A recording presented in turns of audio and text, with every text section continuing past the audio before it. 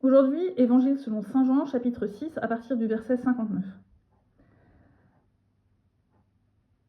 Le Christ se trouve en synagogue, à la synagogue, en Capharnaüm, à Capharnaüm, didaskon, enseignant. Le verbe didasko signifie enseigner, on le retrouve en français dans le mot didascalie. Il vient de délivrer un enseignement. Cet enseignement, c'est celui que nous avons entendu dimanche dernier, lorsqu'il nous dit « Si vous ne mangez pas la chair du Fils de l'homme et si vous ne buvez pas son sang, vous n'avez pas la vie en vous. Celui qui mange ma chair et boit mon sang a la vie éternelle. » Eh bien, ces paroles sont entendues par les disciples comme skléros. Ça signifie dur, rude. Ho logos houtos, cette logos, parole. Logos en grec, ça veut dire la parole, le discours rationnel. On le trouve en français dans le mot logique. Donc ce discours, cette parole est skléros, dur, rude. Qui peut l'entendre, se demande-t-il. Akouein, entendre, qu'on retrouve en français dans acoustique. Donc les disciples sont un peu surpris, et même plus, vous pouvez lire ce mot, scandalizei, ils sont scandalisés. Ceci vous scandalise, demande le Christ.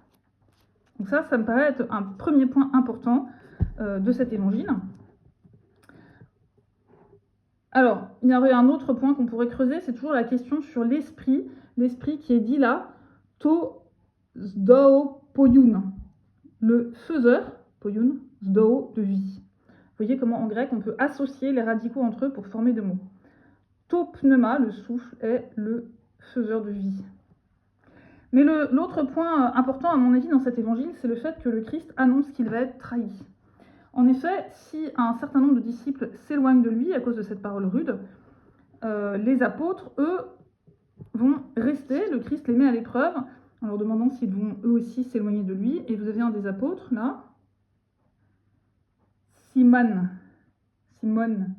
Pétros, Simon-Pierre, qui lui répond que non, il va rester avec lui. Et il qualifie même le Christ de ho hagios tu teu. On avait vu ce mot la dernière fois, hagios, qui veut dire saint.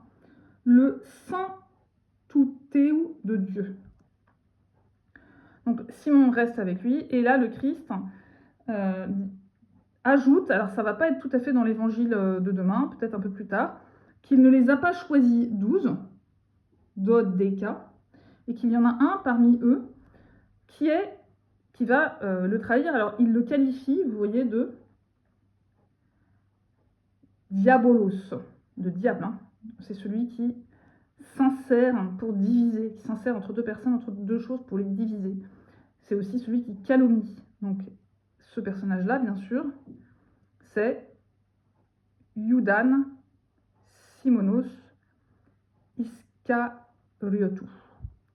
Donc, évidemment, vous reconnaissez Judas l'Iscariote. Merci de votre attention.